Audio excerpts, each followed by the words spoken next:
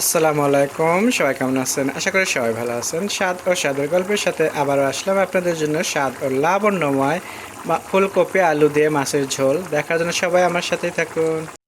এখন রান্না করে দেখাবো মজাদার মাছ রান্না। মাছের ঝোল করব ফুলকপি আলু টমেটো দিয়ে। চলে যাচ্ছে চুলোতে, বাকিটা আমি চুলোয় দেখাবো। চলে আসলাম চুলোতে, আর এখানে আমি একটা প্যান বসিয়ে দিচ্ছি, দিয়ে আমি দিয়ে দিচ্ছি তেল। গরম তেলে দিয়ে দিচ্ছি আমি 1 চা চামচ মেথি।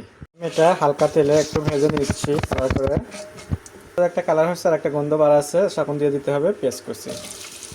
পেঁয়াজটাকে এখন মেথির সাথে সুন্দর করে একটু ভেজে নেব কিছুক্ষণ। দিয়ে দিচ্ছি স্বাদ মতো লবণ। লবণ দিয়ে পেঁয়াজের সাথে আমি একটু করে নিচ্ছি আবারও। পেঁয়াজের যখন সুন্দর একটা কালার এসে যাবে তখন দিয়ে দিতে হবে আদা বাটা 1 চা চামচ, রসুন বাটা, হলুদ পাউডার, মরিচ পাউডার 1 চা চামচ, ধনে পাউডার 1 চা চামচ, জিরে পাউডার। এখন সুন্দরভাবে পেঁয়াজের সাথে মিশিয়ে নিতে হবে। ভালোভাবে মিশিয়ে পরে দিয়ে দিতে হবে গরম পানি। গরম পানি দিয়ে সুন্দর করে এটাকে এখন মিশিয়ে কষায় নিতে হবে যতক্ষণ পর্যন্ত তেলের উপরে না উঠবে ততক্ষণ। মশলাটা আমি সুন্দরভাবে কষায় নিলাম, দেখতে পাচ্ছেন একদম তেলের উপর উঠে গেছে আর সুন্দর একটা স্মেল এসে গেছে মশলা থেকে। এখন আমি দিয়ে দিচ্ছি কেটে ধুয়ে রাখা আমি মাছটাকে আমি না ভেজে কষায় নেব গ্রেভির সাথে। সুন্দর করে এখন উল্টে পাল্টে আমি মাছটাকে ভালোভাবে কষায় নেব। তারপরে মাছে আমি গ্রেভির সাথে আমি ভালোভাবে মিশিয়ে নিলাম। এখন ঢাকনা দিয়ে এটাকে আমি 2 মিনিট একটু কুকিং করে নেব। মাছটাকে আমি খুব ভালোভাবে একটু রান্না করে নিলাম আর মাছটাকে এখন আমি তুলে নিচ্ছি। দিয়ে দিচ্ছি এখন আমি এখানে আলু আর ফুলকপি ডাটা মাছটা তুলে। এখন আমি এটাকে সুন্দর করে গ্রেভির সাথে মিশিয়ে নেব, নিয়ে আমি এটাকে কিছুক্ষণ একটু কষায় নেব।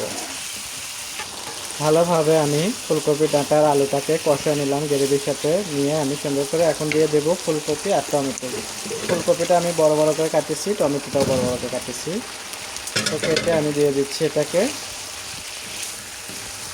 ফুলকপিটা একটু পরে দিলাম, যে ফুলকপিটা যেন কোনোভাবে একেবারে নরম না হয়, একটু শক্ত শক্ত থাকতে, ওটা খেতেও ভালো লাগে ফুলকপি। ফুলকপি আর টমেটো দিয়ে আমি সুন্দর করে নাড়াচাড়া দিয়ে মিশিয়ে নিচ্ছি আবারও গ্রেভির সাথে। এভাবে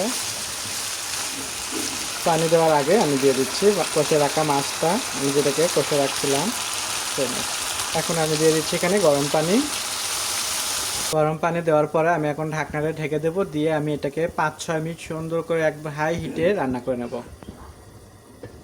8-10 মিনিট আমি কুকিং করে নিলাম ঢাকনা দিয়ে। দেখতেই পারছেন আমার মাছ রান্না হয়ে গেছে, মাছের ঝোল। তো আশা করি আপনাদের ভালো লাগবে। আপনাদের যদি ভালো লাগে থাকে বাসায় একবার হলেও আপনারা এভাবে ট্রাই করে দেখবেন, যে মাছের ঝোল খুবই মজা লাগে। এটা থাকলে আপনাদের অন্য কোনো সবজি তরকারি কোনো দরকার আসে না, এটা দিয়ে আপনার 2 প্লেট ভাত খেয়ে উঠে পারতেন। নতুন নতুন ভিডিও দেখার জন্য আমার ফেসবুক পেজ ইউটিউব চ্যানেলে সাবস্ক্রাইব করে রাখবেন। সবাই ভালো থাকবেন। আল্লাহ হাফেজ।